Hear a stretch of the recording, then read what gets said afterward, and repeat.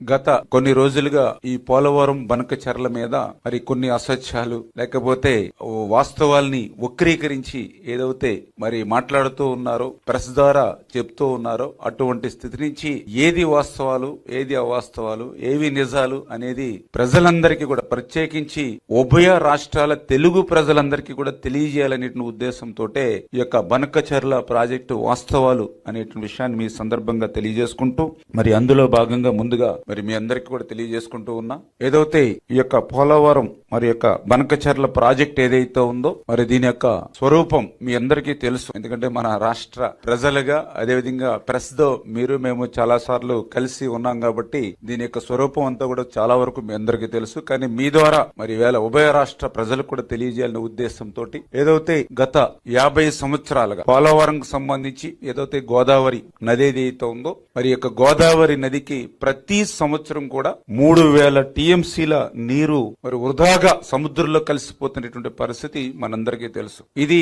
ఏదో ఒక సంవత్సరం కాదు, దగ్గర దగ్గర లాస్ట్ 50 ఇయర్స్ గత 50 సంవత్సరాల చరిత్ర తీసుకుంటే గోదావరి నది నుంచి వృధాగా 3000 టీఎంసీల నీరు వృధాగా సముద్రంలో కలిసిపోతుంది. వృధాగా సముద్రంలో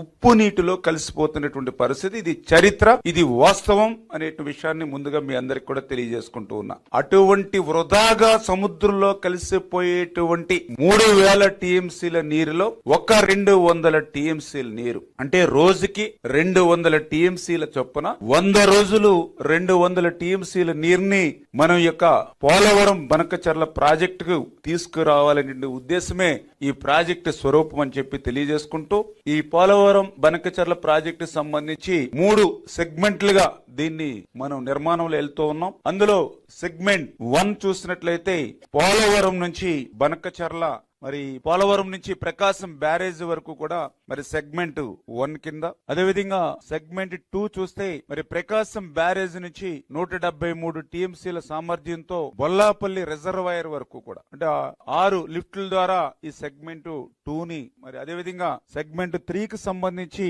బొల్లాపల్లి రిజర్వాయర్ నుండి 3 లిఫ్టులు అదేవిధంగా 2 టన్నెల్స్ ద్వారా బనకచెర్ల వరకు కూడా తరలింపు. ఇది ఈ రకంగా 3 సెగ్మెంట్లతోటి ఈ యొక్క పోలవరం బనకచెర్ల ప్రాజెక్టుకి రూపకల్పన జరిగింది అనేటువంటి విషయాన్ని ఈ సందర్భంగా తెలియజేసుకుంటూ